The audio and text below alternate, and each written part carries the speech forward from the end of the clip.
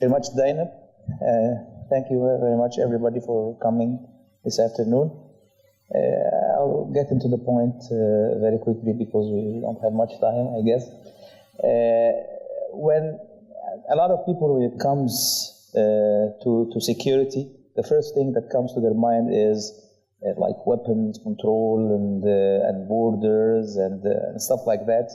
And when we talk about human rights, it sounds like a side issue to the topic. In my opinion, this is actually the main issue. This is the starting point if we want to talk about any kind of security architecture or security balanced system.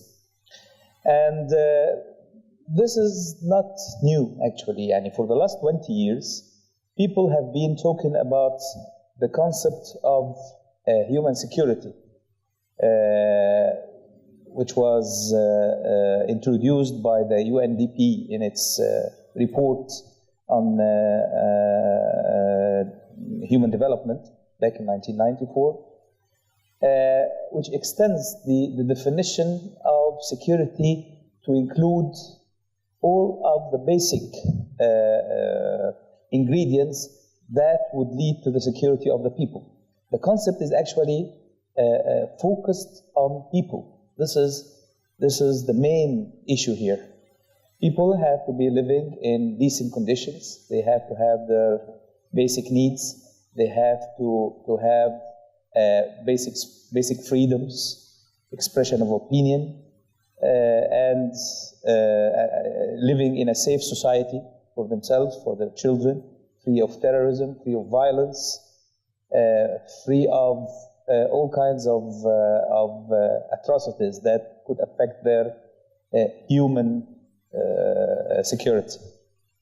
If we want to look to our area, to our region, to be honest, the situation is quite complicated, it's quite difficult.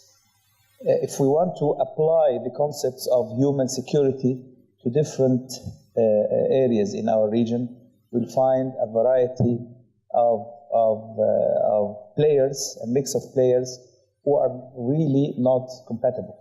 In other words, we have some states which are reasonably democratic, like Turkey, for example.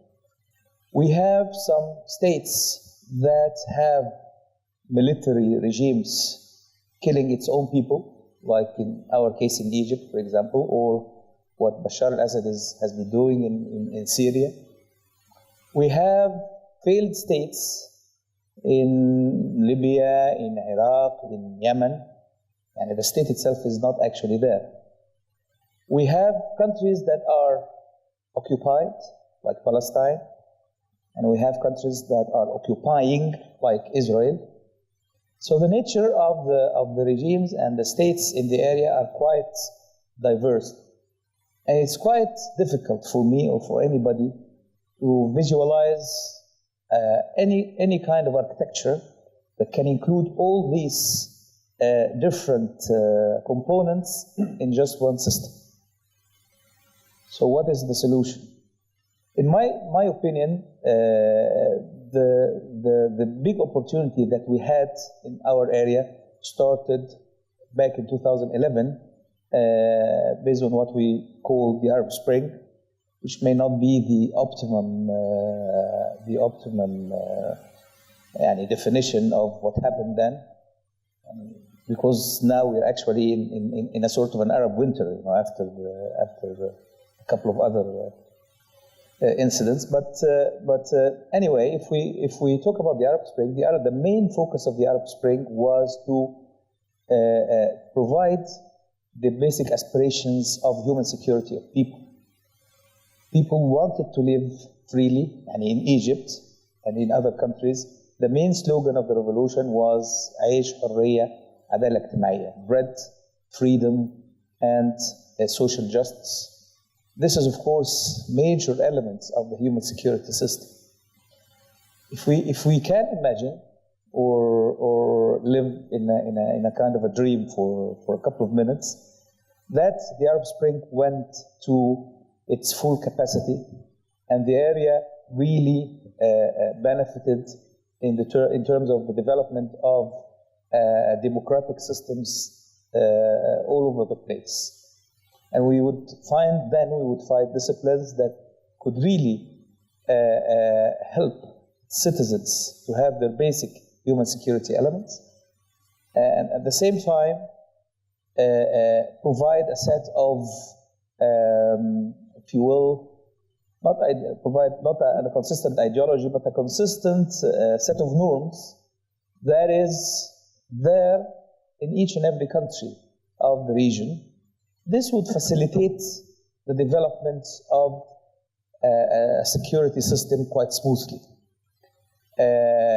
If we want now to talk about any security system, unfortunately, we will have to talk about something that is imposed by international players who are going to, or who are actually interested in imposing their own interests in whatever stable system in the area.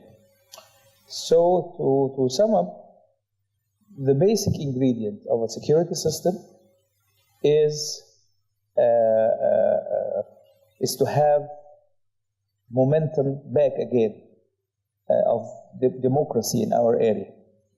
Our effort should be focused in putting standards for how the states are being run to provide the basic human security elements, and this way we can very easily have the architecture that we are looking for. Otherwise, I don't think there is any point of discussing this issue. And any system, yeah, we can probably freeze the conflicts in the area for a little bit, or some of the conflicts in the area for some time. But any kind of system will not be sustainable enough, and we are going to be back to the main requirement of having democratic systems and regimes that are providing the basics for its citizens. Thank you very much. Thank you, Mr.